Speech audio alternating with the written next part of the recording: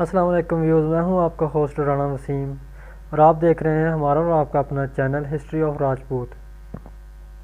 تو ویوز، آج ہم جنجوا قوم کی تاریخ لے کر حاضر ہوئے ہیں۔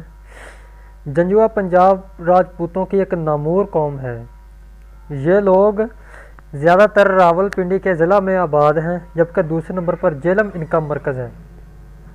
علاوہ از سیالکوٹ، لاہور، گجرانوالا، گجرات، شاہ پور، سرگودا، ملتان، جنگ اور مظفر گڑھ میں بھی ان کے بے شمار خاندان رہتے ہیں۔ اس قوم کے چند خاندان بہاول پور میں بھی ملتے ہیں۔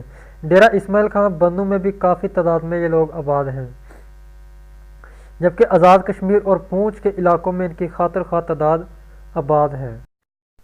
تو ویوز، جنجوا قوم کی اصلیت کے متعلق کئی نظریات مشہور ہیں۔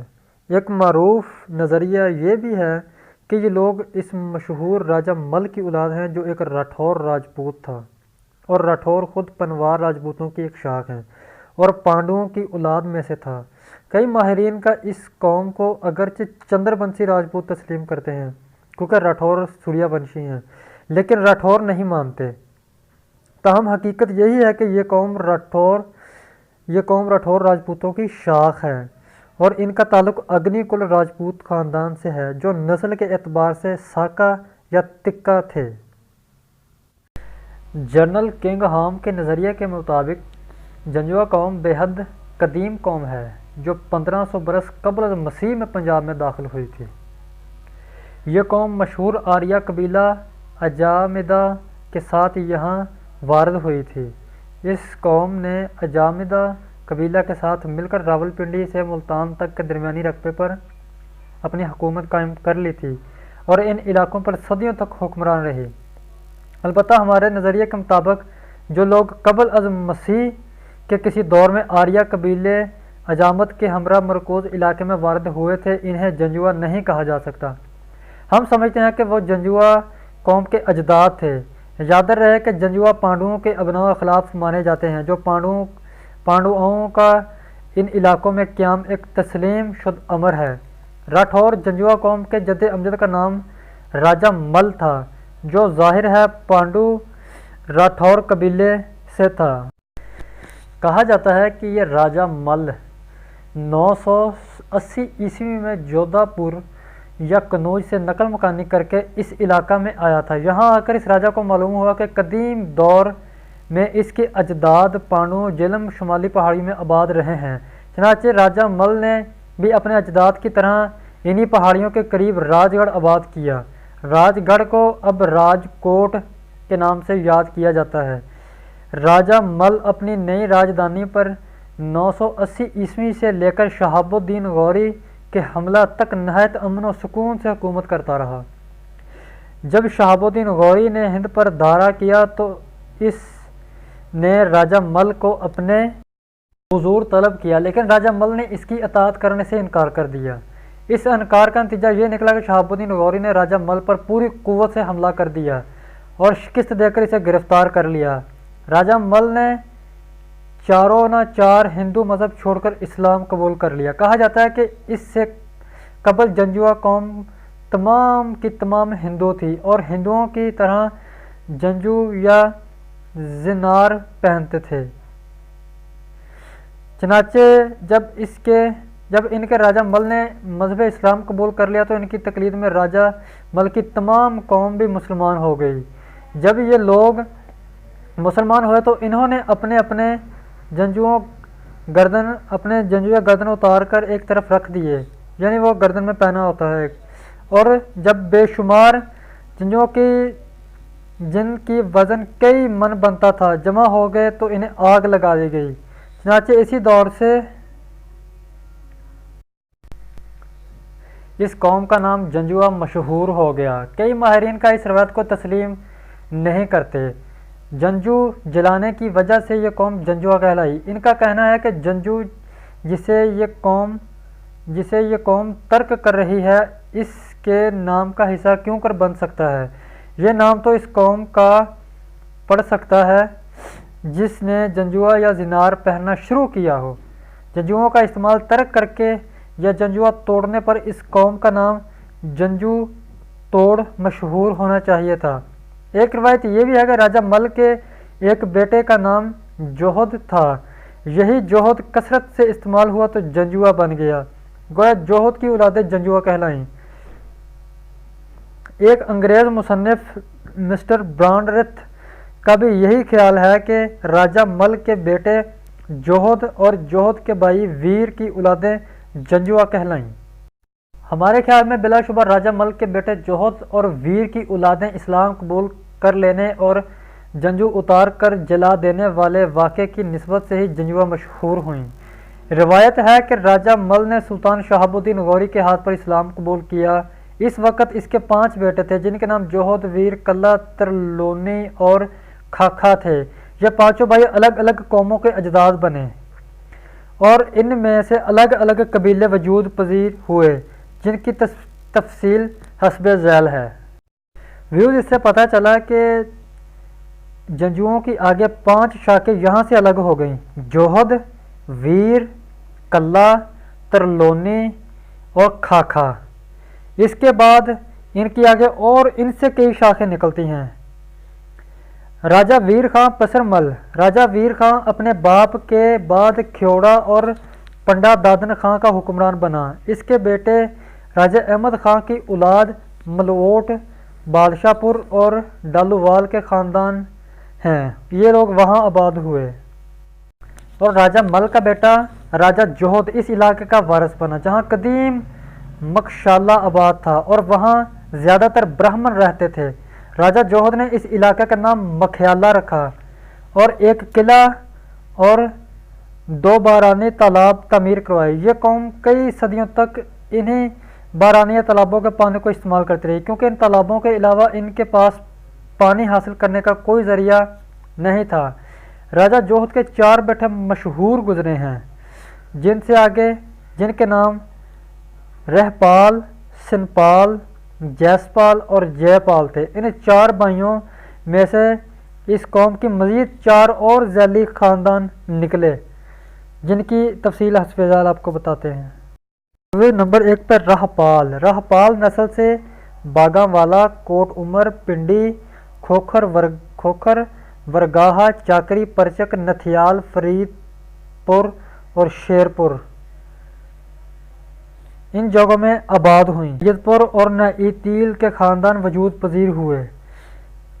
رہپال ملوٹ میں حکومت کرتا رہا۔ اس کے بیٹے نارو نے نارا تعمیر کیا اور نارو کے پوتوں ہست خان اور تاتار خان نے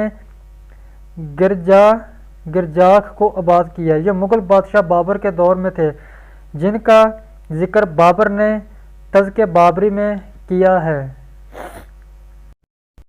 آگے سنپال کی نسل سے چوہا سدون شاہ، دیہا جومبڑ، کوٹلی سیدہ، کٹوارا، سلوری، کس و چمپی، مخدوم جانی، وٹلی، لدر، وہالی، دڑیالہ اور کھوہالہ کے خاندان بنے، جبکہ جیسپال کی اولاد تھوڑی تھی صرف کلووال میں سکونت پذیر ہوئی، یعنی ان کی گوت نکلی کلووال، جبکہ جیسپال کی اولادیں ڈنڈوت اور ورنڈا کے نمبردار خاندان ہیں۔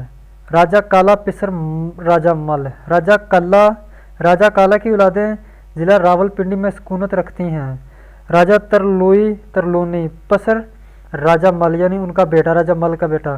راجہ ترلونی کی اولادیں ہزارہ اٹک راول پنڈی کے مختلف اضلاع اور ان مختلف جگہوں پہ یا مختلف گاؤں میں وہاں کے آباد ہیں۔ 5ویں نمبر پر راجہ کھاکھا پسر راجہ مل۔ پسر راجہ مل کا مطلب ہے راجہ مل کا بیٹا۔ راجہ کھاکھا کی اولادیں آزاد کشمیر، ضلع مظفر آباد اور پونچھ کی تحصیل باغ میں سکونت رکھتی ہیں۔ جنجوا قوم کی مزید بے شمار ذیلی شاخیں ہیں، تقریباً 20-25 کا ذکر تو میں کر رہا ہوں، اور ان سے آگے بھی بہت ساری اور شاخیں اور ذیلی گوتیں نکلتی ہیں۔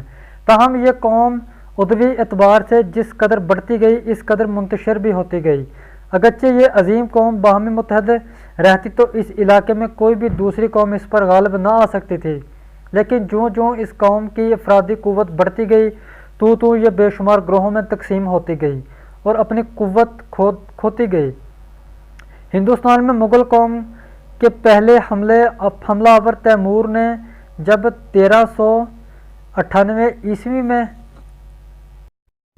हिंदुस्तान पर हमला किया तो जंजुआ कौम ने मुसलमान होने के नाते इस हमला आवर का भरपूर साथ दिया।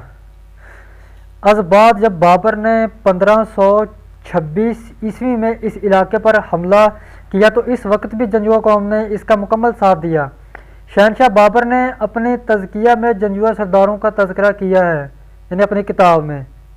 इस इलाके में मुग़लों के सबसे बड़े दुश्मन गखड़ थे और जंजुओं ने गखड़ों के मुकाबले में हमेशा मुग़लों का साथ दिया। चनाचे 1865 ईस्वी के लगभग जब इस इलाके में मुग़ल हुक्मरान कमज़ोर हो गए तो इस इलाके के गखड़ों ने अवानों के साथ मिलकर इस कौम पर हमला कर दिया और पे दर पे लड़ाइयों के बाद इन्हें कमज़ोर करके अपने इलाकों से बेदखल कर दिया। इसके बाद जब सिखों का अरूज शुरू हुआ तो इन्होंने भी इस कौम की तबाही में कोई कसर न छोड़ी, यानी जंजुओं के, और इनके इलाके मुकम्मल तौर पर ताराज करके रख दिए। मौज़े गिरजाख के मुतल्लक हम पिछली लाइनों में ज़िक्र कर रहे हैं कि जंजुआ कौम ने आबाद किया था। ये कस्बा जलालपुर के करीब माजी में ना सिर्फ एक ज़रखेज़ इलाका था बल्कि यहाँ जंजुआ कौम का एक किला भी था। इस इलाके पर मलक हस्त खां और मलक तातार खां की औलादें हुक्मरान रहीं। मलक हस्त खां और मलक तातार खां का जिक्र शहनशाह बाबर ने अपनी किताब में बतौर ख़ास किया है। बाबर के बाद हिंदुस्तान में जब तक इसकी औलादें हुक्मरान रहीं इस इलाके का जंजुओं को अरूज हासिल रहा। मुग़लों ने इस कौम के सरदारों को दीवान का खिताब दे रखा था। मुग़ल सल्तनत के ज़वाल के बाद सिख सरदार चरट सिंह सोकर चिका ने जंजुओं के गढ़ मौज़े गिरजाख पर बेखबरी के आलम में अचानक हमला कर दिया और इस वक्त मुकम्मल तौर पर तबाह बर्बाद कर दिया। जंजुओं के इस वक्त के सरदार हाकम दीवान खुदाबख्श खां को इस अफरा तफरी के आलम में बाकर पिंड साऊ का में प्लान लेना पड़ी, जबकि इसकी अराजियात पर दूसरे लोग काबिज और मुतसर्रफ हो गए। सिखों के बाद जब यह इलाका अंग्रेज़ों की अमलदारी में आया तो इस वक्त खुदाबख्श पोते दीवान खां बहादुर ने अपनी मकमूजा अराजियात की बाज रियाफत का दावा किया। इस दौर में खुदाबख्श की औलादें जलालपुर पिंडी सैयदपुर में आबाद हो गई थीं।